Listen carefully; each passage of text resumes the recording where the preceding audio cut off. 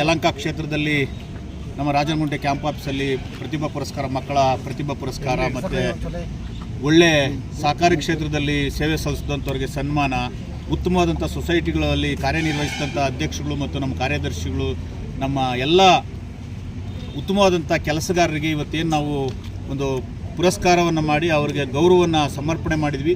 ಈ ಕಾರ್ಯಕ್ರಮ ಭಾಳ ಅತ್ಯುತ್ತಮವಾಗಿ, ಭಾಳ ಯಶಸ್ವಿಯಾಗಿ, ಭಾಳ ಅಚ್ಚುಕಟ್ಟಾಗಿ, ಯಾಕಂದರೆ ಏನೇನೇ ಒಂದು ತೊಂದರೆಗಳು, ಒಂದು ಗದ್ದಲ ಏನಿದ್ರೂ ಸಹ ಎಲ್ಲವನ್ನು ಬದಿಗೊತ್ತಿ ಇವತ್ತು ಕಾರ್ಯಕ್ರಮ ಭಾಳ ಸುಸೂತ್ರವಾಗಿ ನಡೆದೈತೆ.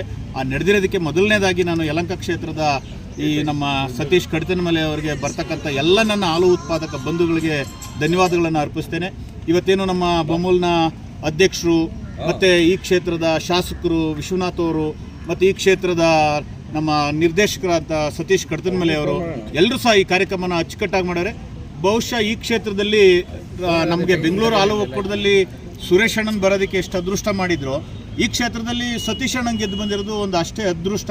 ಯಾಕಂದರೆ ಆತನು ಭಾಳ ಕ್ರಿಯಾಶೀಲವಾಗಿ ಲವಲವಿಕೆಯಿಂದ ಒಂದು ಸಣ್ಣ ಕೆಲಸನೇನಾದರೂ ತೋರಿಸಿದ್ರೆ ಅದನ್ನು ಬೆನ್ನತ್ತಿ ಆ ಕೆಲಸನ ಮುಗಿಸೋವರೆಗೂ ಆತ ಭಾಳ ಆಕ್ಟಿವ್ ಆಗಿ, ಭಾಳ ಅಚ್ಚುಕಟ್ಟಾಗಿ ಆ ಕೆಲಸನ ಪ್ರಾಮಾಣಿಕತೆಯಿಂದ ನಿಭಾಯಿಸಿ ಇವತ್ತು ರೈತರ ಮತ್ತು ನಮ್ಮ ಸಿಬ್ಬಂದಿಗಳ ಎಲ್ಲರ ಮನಸ್ಸಲ್ಲಿ ಇಲ್ಲ ಒಳ್ಳೆ ನಿರ್ದೇಶಕರು ಅಂತೇಳಿ ಹೆಸರು ತಗೊಂಡೋದಕ್ಕೆ ನಮಗೂ ಎಲ್ಲೋ ಒಂದು ಕಡೆ ಖುಷಿ. ಯಾಕಂದರೆ ಅವರು ವಿದ್ಯಾವಂತರು, ವೃತ್ತಿಯಲ್ಲಿ ವಕೀಲರು ಆಗಿರೋದ್ರಿಂದ ಅವ್ರಿಗೆ ಯಾರೇನೇ ತೊಂದರೆ ಕೊಟ್ಟರು ನನ್ನ ಲೆಕ್ಕ ಬಹುಶಃ ಏನೂ ಆಗಲ್ಲ. ಈ 5 ವರ್ಷವೂ ಸಹ ಪ್ರಾಮಾಣಿಕವಾಗಿ ಅವರು ಈ ನಿಮ್ಮ ಸೇವೆ ಮಾಡ್ತಾರೆ.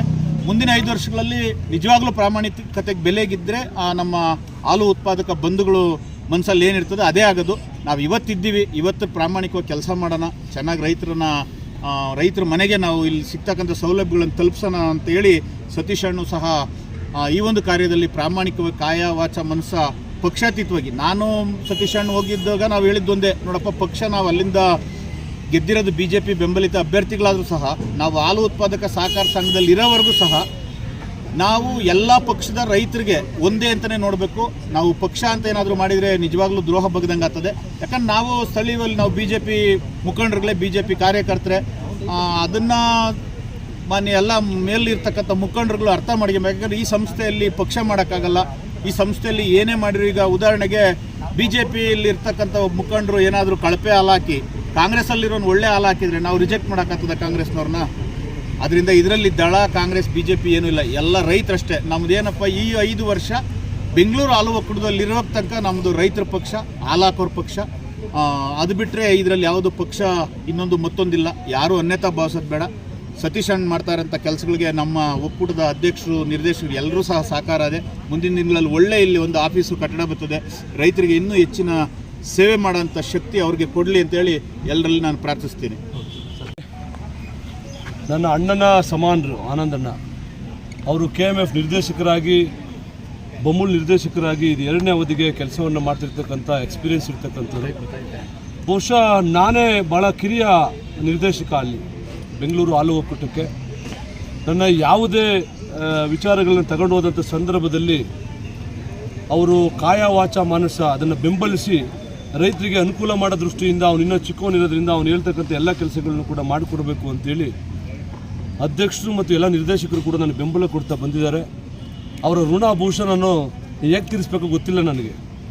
ನಾನು ಬಂದಂಥ 10 ತಿಂಗಳ ಅವಧಿಯಲ್ಲಿ 902 ಜನರಿಗೆ, ಫಲಾನುಭವಿಗಳಿಗೆ 4,86,56,000 ರೂಪಾಯಿಗಳನ್ನು ನೇರವಾಗಿ ಅವರಿಗೆ ಕೊಟ್ಟಿರ್ತಕ್ಕಂಥದ್ದನ್ನು ಮಾಡಿದ್ದೀವಿ. ಪರಿಹಾರ ರೂಪದಲ್ಲಿ ಮತ್ತೊಂದು ಸಹಾಯ ಮಾಡ್ತಕ್ಕಂಥದ್ದನ್ನು ಮಾಡಿದ್ದೀವಿ. ಮತ್ತೊಂದು ಏನು ಮ್ಯಾಟ್ಗಳು ಕೊಡ್ತಕ್ಕಂಥದ್ದು ಕೂಡ ಈಗಾಗಲೇ ಪ್ರಾರಂಭ ಮಾಡಿದ್ದೀವಿ. ಮತ್ತು ಅವ್ರಿಗೆ ಯಾವ ರೀತಿ ಸಹಾಯ ಮಾಡ್ಬೋದು ರೈತರಿಗೆ ಅಂದರೆ ಮಿಲ್ಕ್ ಮಿಷಿನ್ ಕೊಡ್ತಕ್ಕಂಥ ಆಗಿರ್ಬೋದು, ಮತ್ತು ಚಾಪ್ ಕಟ್ಟರು ಅಂದರೆ ಮೇವು ಕಟ್ ಮಾಡ್ತಕ್ಕಂಥದ್ದು ಆಗಿರ್ಬೋದು, ಮತ್ತು ಅವರಿಗೆ ಗುಣಮಟ್ಟದ ಜೋಳ ಕೊಡ್ತಕ್ಕಂಥದ್ದು, 15 ಅಡಿ ಬೆಳೀತಕ್ಕಂಥ ಜೋಳ ಕೊಡ್ತಕ್ಕಂಥ, ಜೋಳ 5 kg ಬಿತ್ತನೆ ಜೋಳವನ್ನು ಕೊಡ್ತಕ್ಕಂಥದ್ದು. ಈ ಥರದ ಅನೇಕ ಸಾಮಾಜಿಕ ಮತ್ತು ರೈತರನ್ನು ಆರ್ಥಿಕವಾಗಿ ಮೇಲೆತ್ತಕ್ಕಂಥ ಕೆಲಸವನ್ನು ಮಾಡ್ತಾ ಬಂದಿದ್ದೀವಿ. ಇದಕ್ಕೆಲ್ಲ ಮುಖ್ಯವಾಗಿ ಕಾರಣ ನಮ್ಮ ಬೊಮ್ಮೂಲ್ ಅಧ್ಯಕ್ಷರಾದಂಥ DK ಸುರೇಶ್ ಅಣ್ಣರವರು.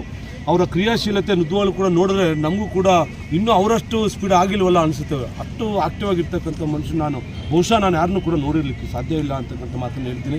ಇವತ್ತು ಬಂದು ನಿಮ್ಮೆಲ್ಲರ ಸಹಕಾರದಿಂದ, ರೈತರ ಸಹಕಾರದಿಂದ ಕಾರ್ಯಕ್ರಮ ಯಶಸ್ವಿಯಾಗಿದೆ ಅಂತೇಳಿ ನಾನು ಭಾವಿಸಿದ್ದೀನಿ ಅಂತ ಮಾತನ್ನು ಹೇಳಲಿಕ್ಕೆ ಬಯಸ್ತೀನಿ. ಇವತ್ತು ಬಹುಶಃ ಒಂದು 450 ಜನ ವಿದ್ಯಾರ್ಥಿಗಳಿಗೆ ಪ್ರತಿಭಾ ಪುರಸ್ಕಾರ ಕೊಟ್ಟಿದ್ದೀವಿ ನಾವು. ಮತ್ತು ಒಂದು 100 ಜನಕ್ಕೆ ರಿಎಂಬರ್ಸ್ಮೆಂಟ್ ಅಂದರೆ ಮೆಡಿಕಲ್ ಅವ್ರ ಕುಟುಂಬದವ್ರು ಯಾರು ಹಾಸ್ಪಿಟ್ಲಿಗೆ ಅಡ್ಮಿಟ್ ಆಗಿರ್ತಕ್ಕಂಥವ್ರು ಮತ್ತು ಅಕಾಲಿಕ ಮರಣಕ್ಕೊಳಗಾಗಿರ್ತಕ್ಕಂಥವ್ರು 1,25,000 ರೂಪಾಯಿ ಅಷ್ಟು ರೈತರಿಗೆ ಯಾರು ಹಾಸ್ಪಿಟ್ಲಿಗೆ ಅಡ್ಮಿಟ್ ಆಗಿರೋ ಅವರಿಗೆ ಅವರೆಲ್ಲ ಸೇರಿ ಒಂದು 100 ಒಟ್ಟು ಒಂದು 500ಕ್ಕೂ ಹೆಚ್ಚು ಜನರಿಗೆ ಇವತ್ತು ನೇರವಾಗಿ ಡಿಡಿಗಳನ್ನ ವಿತರಣೆ ಮಾಡ್ತಕ್ಕಂಥ ಕೆಲಸ. ಮಿಲ್ಕಿ ಮಿಷಿನ್ ಒಟ್ಟು ಇವತ್ತು 55 ಜನಕ್ಕೆ ಮಿಲ್ಕಿ ಮಿಷನನ್ನು ಕೊಟ್ಟಿದ್ದೀವಿ. ರೈತ ಯಾರು ಇಂಡೆಂಟ್ ಹಾಕಿದ್ರು ಅದೆಲ್ಲ ಮತ್ತು ಇನ್ನೂ ಇಂಡೆಂಟ್ ಹಾಕಿದರೆ ಬಹುಶಃ ಇನ್ನೊಂದು 15-20 ದಿವಸದಲ್ಲಿ ಅವರು ಕೂಡ ಮಿಲ್ಕಿ ಮಿಷನ್ನ ಕೊಡ್ತಕ್ಕಂಥ ಕೆಲಸವನ್ನು ಮಾಡ್ತಾರೆ.